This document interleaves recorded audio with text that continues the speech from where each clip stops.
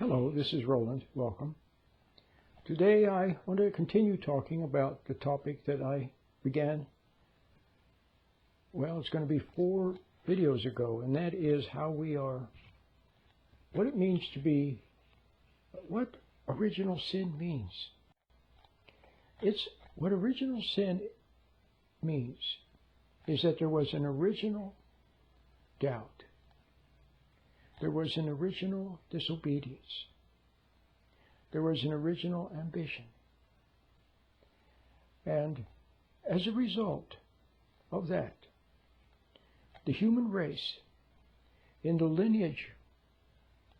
lineage, is of that lineage. It's that simple. So we're born doubters, born ambitious, born separate through doubt and through disobedience from that which was had before this act of doubt and disobedience and ambition. Now, it wasn't Adam's idea, but he went along with it. And it wasn't Eve's idea either, but she went along with it. There was a tempter. There was a stressor in the environment. Now look at you. Look at you. Look at all the things that you do. How you spend too much money. You buy things you shouldn't buy. You say things you shouldn't say. You waste money. You do maybe naughty things. Or you take drugs, or you drink alcohol, or you eat junk food. Or you resent people. See? Or you hate people for some reason. Where does this come from? Was it your idea when you were born as a little child? Was it your idea to say, hey, I'm going to mess my life up? Was that your idea? Of course not. But somehow, that's what it comes to pass, to some degree or another. See, was it your idea to be ambitious when you were a little tiny child?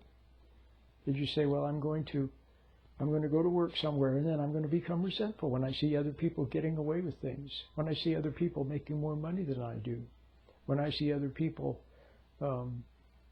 seemingly to move ahead, see, even though they're not as clever as I am. I'm going to resent that, and then I'm going to become ambitious, and I'm going to get more degrees, take more classes, and I'm going to play along, see, in order to become ambitious. And so you do. But then they require a lot of you, don't they, when you become ambitious? And then what happens? It becomes too important, so you neglect your family. You neglect the important things because you made something too important. Lo and behold, years go by, and it's a wasteland. Your whole life laid waste because of some foolish things that you did, but at the time they didn't seem foolish at all. Okay? Now, a lot of people just keep doing it. They don't stop. Because if they were ever to stop, they would have to realize their folly, their wrong. See? But they don't want to. They refuse to. They could, but they don't want to. So they just keep striving. They just won't stop. And there's ruin in their wake. Okay? So you see now so where does this idea come from? Well, it comes from somewhere. Let's call this somewhere, whatever it is a stressor. It stressed you. It gave you the idea. It teased you, it tempted you, it taunted you, it challenged you. See? That you said you could be more and do more, make more money, get better grades. Not that getting good grades is wrong, but getting good grades ambitiously, resentfully, see, making them more important than anything else. Okay, and along the way, see, mostly for resenting. So why did you resent people? Well, there's two. One, you have that you're born with a nature that is capable of it, because you're born in this lineage. Remember, I said, where you judge others. You want to be worshipped and liked and admired, and you resent people when they don't. See? So you resented people. Your parents, for example, who were imperfect. Okay? You resented them. You judged them harshly. See? Perhaps your father, you judged him harshly. But was it your idea? Was it your idea? No, it wasn't. But anyway, you did. So then what happens then when we resent other people and hate them and judge them? And when we're ambitious and when we're prideful and we wish to put others down in order to build ourselves up? Well, will you become guilty for that? Guilty because those are all wrong. So in your guilt, then you need what? You need something to soothe away the guilt, to make you feel okay about the way you are.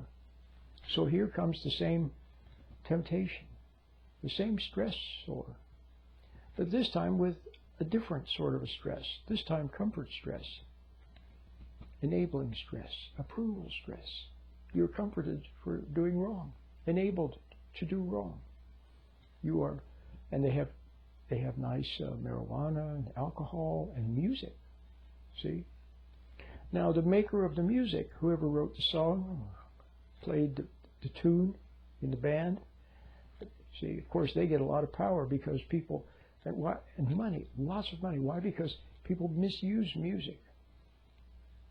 So be careful if you're a musician, because you can become, people will use you as a tempter. They will make you into a tempter, a pocket devil. See? Because they use your music to make them feel okay about the way they are. See, they misuse it.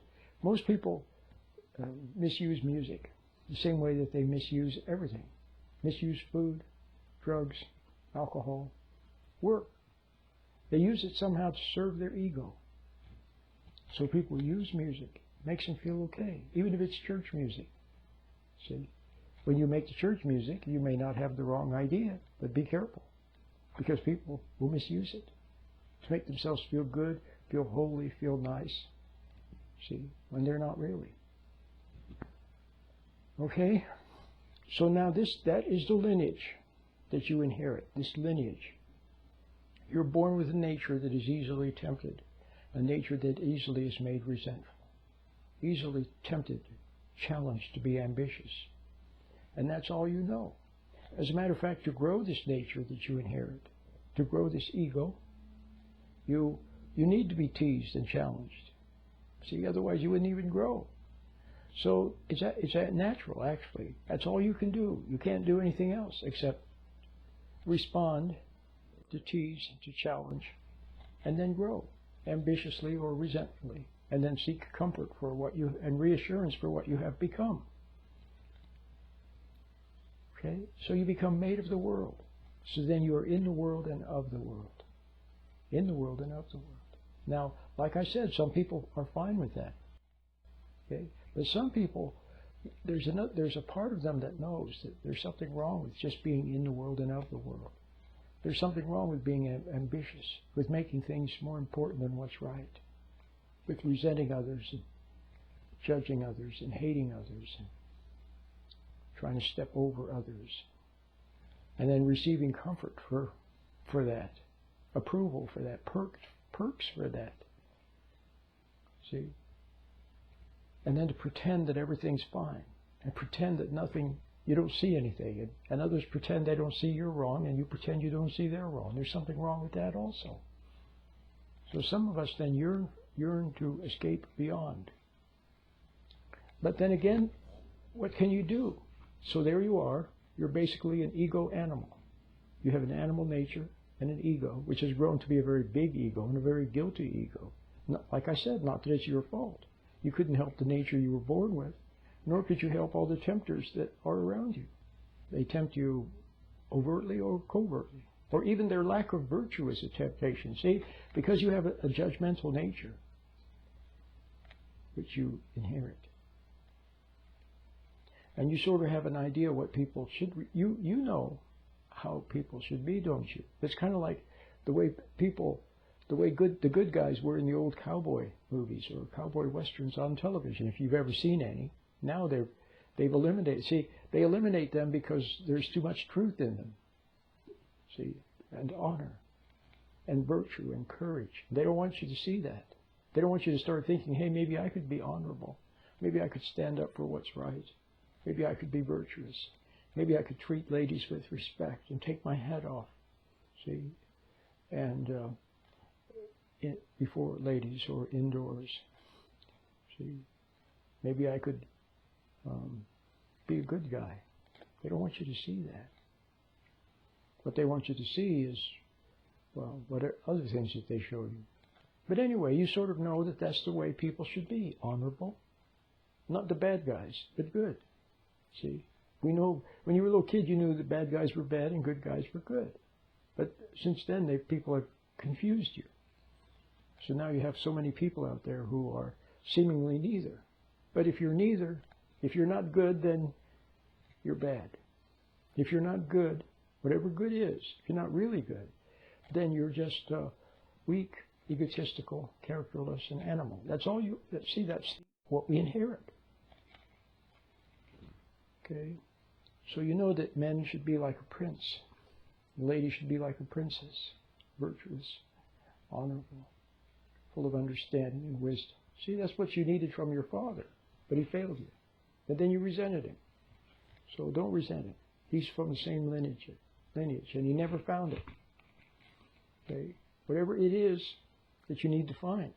So here's the thing: you can't pull yourself up by. You see, if somebody jumps out of an airplane without a parachute, they can't pull themselves up by their own bootstraps. They can't reach down and grab their pant legs and pull on them and slow their ascent. So something else is needed. A parachute, okay, is needed. So, you know, you are just like you have an animal body with lowly animal functions, and you have an ego which is prideful and is naughty and wants to play God and wants respect and wants worship and wants honor, and then you resent other people when you don't get your will done. So it's pretty ugly, really. And what does this ego life lead to? This fallen life that you inherit. Remember, I said it's not your fault. You didn't ask to inherit it, but you did. And all the tempters around you that tempt you. And so, where does this lead, this animal life? Well, it leads to death.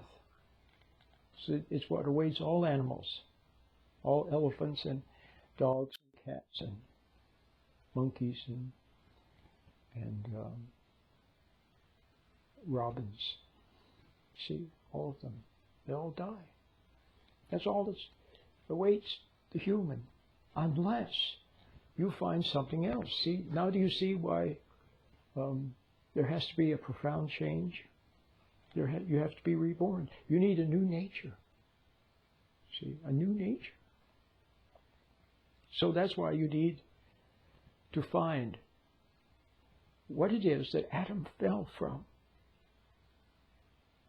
You need to find what it is that Adam fell from. And then you have to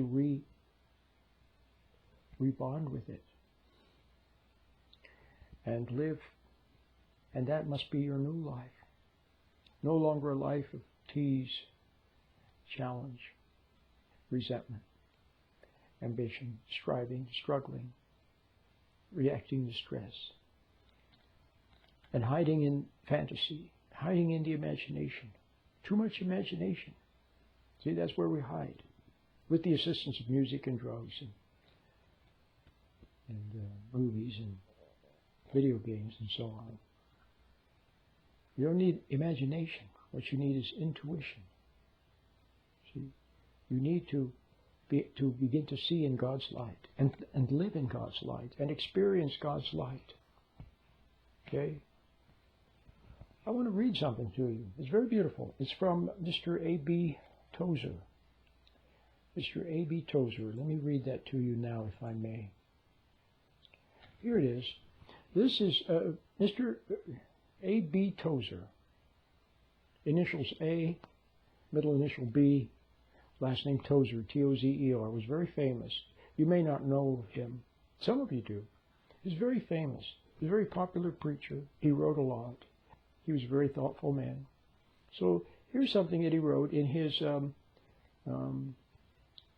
365-day devotional. Get a devotional. Listen to this.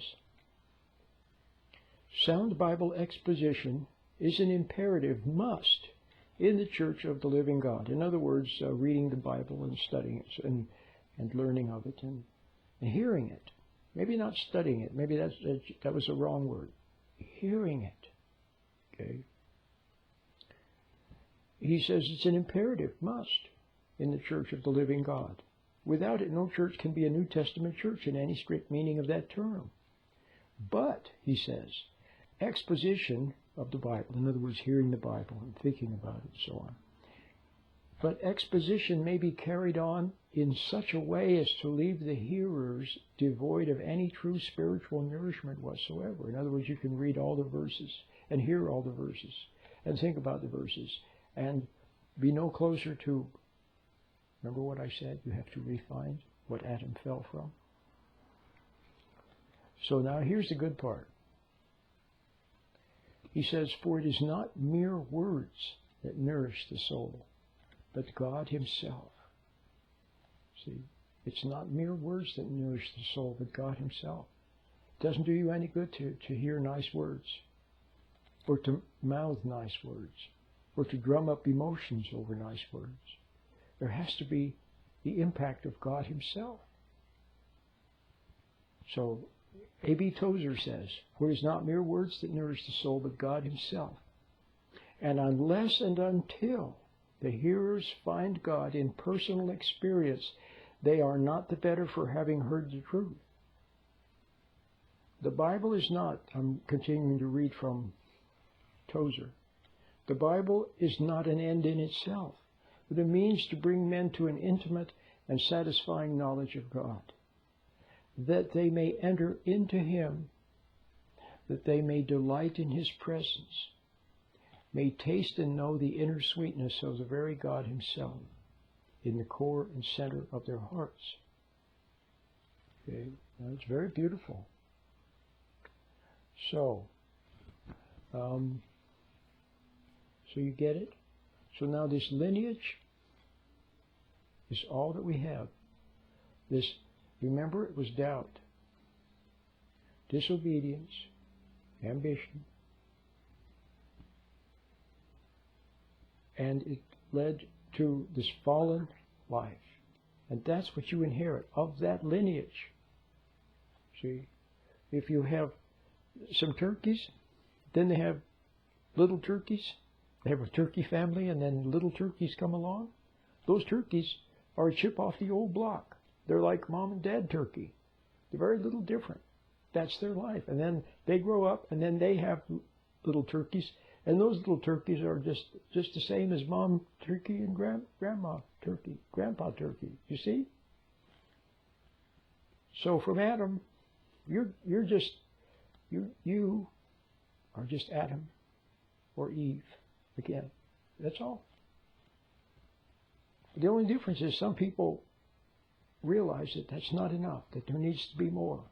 And then they search, see, and yearn for that more. See? But that more is of a different lineage. A different lineage. See?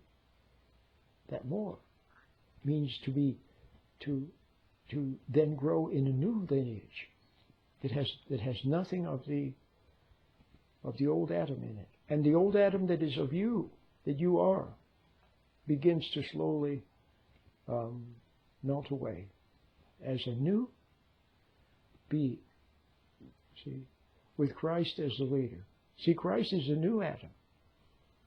Instead of doubt, Christ continued to have faith in the Father. Instead of disobedience, Christ was faithful. See, so he's the new Adam, the new leader, okay? Leader of the first of a new race of beings. Okay. My name is Roland.